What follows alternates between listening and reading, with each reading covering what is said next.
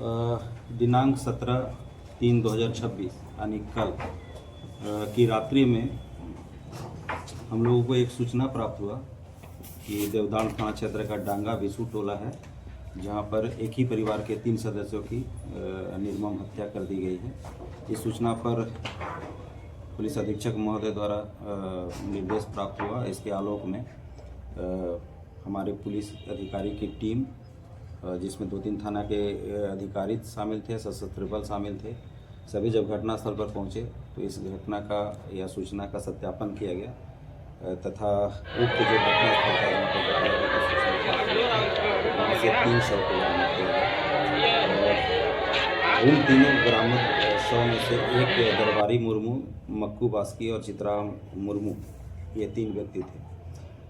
अग्रतर जो हम लोग छानबीन करने के दौरान यह बात प्रकाश में आई कि कुछ विवाद इनका अपने ही गोतिया के सदस्यों के द्वारा लगातार काफ़ी दिनों से चल रही थी, जिसको लेकर के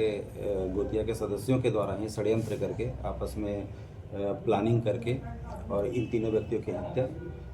धारदार हथियार के द्वारा कर दिया गया है। इनके विरुद्ध में देवदार थाना कांड संख्या 10/2026 दर्ज कर लिया गया है तथा तीनों को गिरफ्तार करके हम लोग अभी जेल भेज रहे हैं। इसमें अन्य कुछ लोगों का नाम भी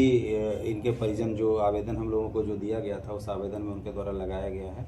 उनके विरुद्ध हम लोग छापामारी कर रहे हैं और निश्चित रूप से 1 सप्ताह के अंदर हम लोग उन बाकी सभी लोगों को भी गिरफ्तार कर लिया जाएगा। तो ये डायन भिसाही का मामला था सर, या फिर संपत्ति के विवाद का? अब भी जैसा कि हम लोगों को जो पूछताछ करने के दौरान, चूंकि जब सभी अभियुक्त गिरफ्तार हुए उनसे सघनता से और कड़ाई से पूछताछ किया गया तो उनके द्वारा यह बात स्वीकार किया गया कि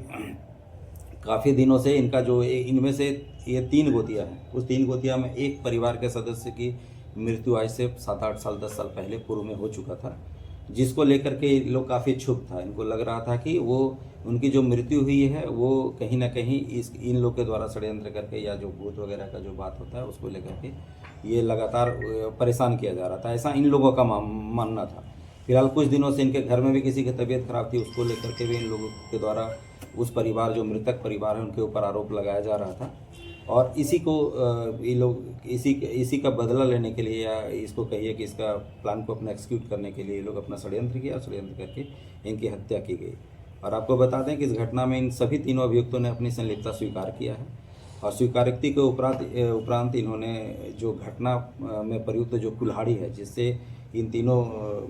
व्यक्तियों की हत्या की गई थी, वो दोनों कुल्हाड़ी को हम लोगों ने जब्त कर लिया है और विधिवत रूप से हम लोग आगे का अनुसंधान कर रहे हैं और छापामारी कर रहे हैं। 2 कुल्हाड़ी? जी, 2 कुल्हाड़ी बरामद। इसमें कितने आदमी की संलिप्तता? अभी जो आवेदन हमारा जो उनके परिजनों के द्वारा जो दी गई है थाने में, उसमें अभी कुल 6 लोगों का कुछ परिवार के सदस्यों में महिलाओं का भी नाम है उसमें।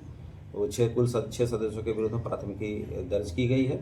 अभी बाकी लोगों की गिरफ्तारी में हम लोग प्रयास कर रहे हैं। सर, घटना कितने बजे की और कैसे कारित की गई थी, कुछ इसके संदर्भ में बताएं। जैसा कि आपको बता दें कि यह स्पष्ट भी होगा कि